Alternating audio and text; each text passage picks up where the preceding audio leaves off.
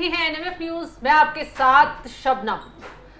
हरियाणा के हिसार से जो जासूस पकड़ी गई है ज्योति मल्होत्रा, यहां शायद ही ज्यादातर लोग उसे जानते हो, ज्यादातर क्या 1% लोग उसे जानते हो, लेकिन पाकिस्तान में ऐसा कोई नेता नहीं है जिससे ज्योति मल्होत्रा ने मुलाकात ना की हो, बहुत गर्मजोशी से ना मिली हो और उसका जोरों शोरों से पाकिस्तान में स्वागत ना किया गया हो। अब जाहिर सी बात है, आम शख्स का तो कोई इस तरीके से स्वागत नहीं करेगा। और एक चौंकाने वाली तस्वीर वो भी सामने आई है जिसमें ज्योति मल्होत्रा पाकिस्तान के राजनयिक में एक व्यक्ति जब पहलगाम में आतंकी घटना हुई थी तो केक लेकर जाता हुआ दिखाई दे रहा था, जो पाकिस्तान राजनयिक में एक अधिकारी बताया जा रहा था, उससे भी मुलाकात करती पाई गई है। तो ऐसे में सवाल तमाम खड़े हो रहे हैं कि आखिर ज्योति मल्होत्रा जासूसी कर रही थी या पाकिस्तान के नेताओं के इशारे पर कुछ बड़ा करने की तैयारी कर रही थी। अभिषेक, देखिए, सवाल यह भी है कि क्या पहलगाम हमले से पहले ये यूट्यूबर ज्योति मल्होत्रा जो है वो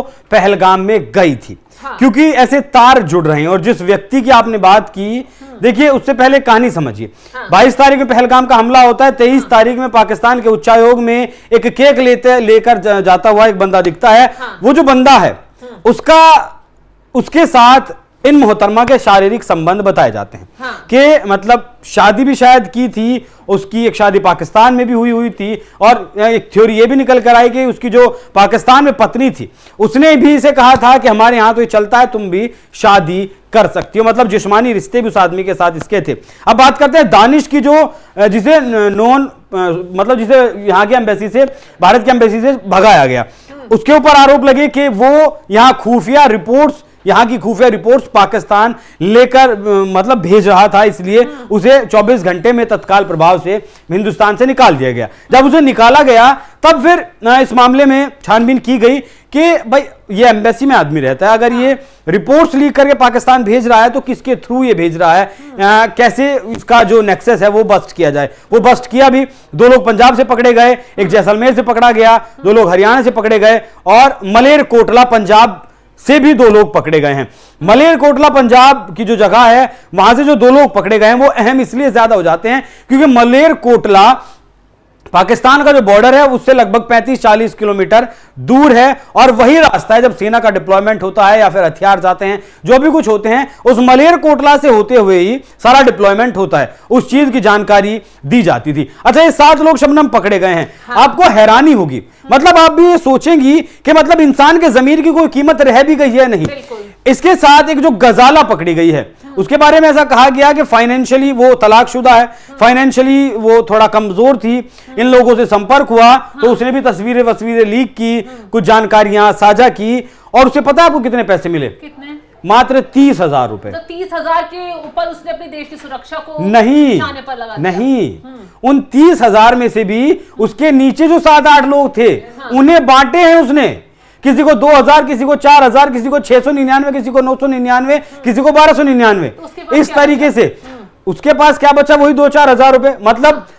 मनी लॉन्ड्रिंग का मुकदमा भी उसके ऊपर दर्ज किया गया है। और ये जो तस्वीर आप देख रहे हैं दर्शकों, ये तस्वीर बहुत खास हो जाती है। ज्योति मल्होत्रा और मरियम नवाज नवाज शरीफ की बेटी हैं और पाकिस्तान की राजनीति में मौजूदा वक्त में नवाज परिवार से बड़ा कोई परिवार नहीं है। कि बड़े पाकिस्तान के नेताओं से बहुत आसानी से ये यूट्यूबर मिलती हुई नजर आ रही है। हालांकि इतने बड़े नेताओं से मिलना आम लोगों के लिए आसान नहीं हो जाता। वो जो आदमी एम्बेसी में, भारत के एम्बेसी में रहा करता था, हाँ। उसके बारे में जो बताया गया कि उसके साथ इसके जो जिस्मानी रिश्ते थे, हाँ। उनके दम पर ही तो आगे गई है ना। हाँ।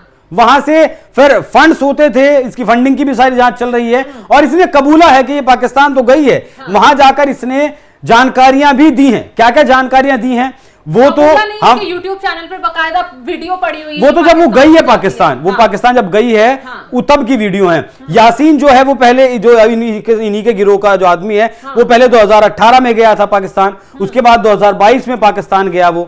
तो आप देख लीजिए कि 30,000 में से भी सभी लोगों में बांटना, तो एक इंसान के जमीर की कीमत क्या रह गई है। और जिस ISI के संपर्क में ये रहकर इस देश की जानकारियां, इस देश की अस्मिता को बेच रही थी, वो वाकई में बहुत ज्यादा गलत और मतलब मेरे पास शब्द नहीं उसके बारे में। शब्द बिल्कुल अभिषेक, तो जिस तरीके से इसके मोबाइल से तमाम राज बाहर आए हैं और वो जो बाकी जासूस पकड़े गए हैं उन्होंने जो खुलासे किए हैं वो जांच एजेंसियों के लिए भी जमीन हिला देने वाले हैं। अब जिस तरीके से ये जो ज्योति मल्होत्रा थी वो मरियम नवाज से मुलाकात करती है, पाकिस्तान में उच्चायोग की जो अधिकारी हैं उनके संपर्क में रहती है, आईएसआई के एजेंट के संपर्क में रहती है। कहा जा रहा है कि उसी के संपर्क में सबसे पहले ज्योति मल्होत्रा आई और इनके बीच में पहले दोस्ती हुई, फिर रिश्ता आगे बढ़ा। हालांकि उसने अपनी पत्नी से भी इसको मिलवाया और वहां बातचीत भी, दावा किया जा रहा है ये हुई कि उसकी पत्नी ने कहा कि इस्लाम में 4 शादियां यहां पर जायज हैं, जिसके बाद इसने शादी भी उससे की। ऐसी खबरें सूत्रों के हवाले से आ रही हैं।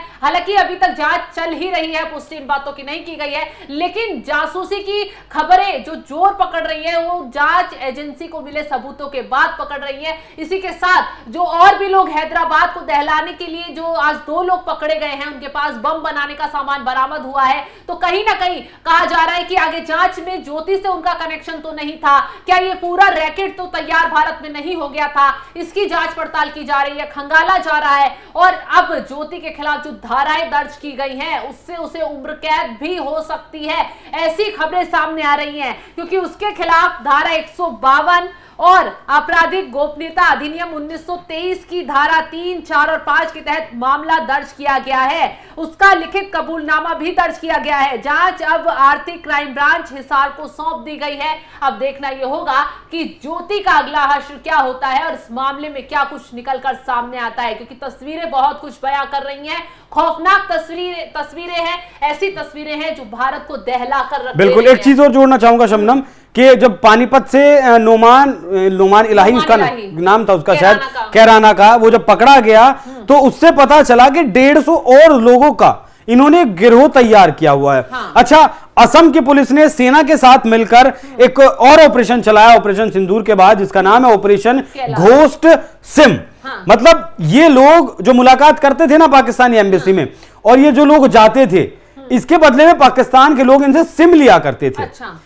सिम लिया करते थे, जिससे आपने देखा होगा कि हिंदुस्तान के नंबरों से पाकिस्तान से फोन आता है। हाँ। वो यही लोग नंबर जो है उन्हें वहां प्रोवाइड कराते थे। और ऐसे कल असम पुलिस ने सेना के साथ मिलकर लगभग 8 लोगों को गिरफ्तार किया हुआ है। हाँ। तो मतलब हम और आप समझ भी नहीं सकते हैं फिलहाल तक, जब तक सारी कड़ियां नहीं खुलती हैं, कि कितने भीतर तक इस देश में आईएसआई के स्लीपर सेल्स, आईएसआई के एजेंट्स काम कर रहे थे। लेकिन अब एक एक कर सबको बाहर निकाला जाएगा। आईएसआई के जितने भी ठिकाने इस देश में बने हुए हैं उन सबको बाहर निकाला जाएगा, और अब उनका इलाज किस तरीके से किया जाएगा वो तो सब खैर जानते ही हैं, उसे बताने की जरूरत नहीं है। तरीके से तस्वीरें अब इस ज्योति मल्होत्रा के पाकिस्तान के नेताओं के साथ और पाकिस्तान के खुफिया लोगों के साथ निकलकर सामने आ रही हैं। वो कई सवाल खड़े कर रही हैं, वो देश को दहला रही हैं, लोगों को भी डरा रही हैं। और जहां ये ज्योति मल्होत्रा रहती थी वहां भी लोग खौफ में आ गए हैं कि वहां एक पाकिस्तानी जो जासूस है वो पनप रही थी, कैसे देश की सुरक्षा को घात लगा रही थी। फिलहाल जो जानकारी हमने साझा किया उसको लेकर आप क्या सोचते हैं, अपनी राय जरूर कमेंट करके बताएं। और तमाम खबरों की अपडेट के लिए आप हमारे साथ जुड़े रहें। नमस्कार।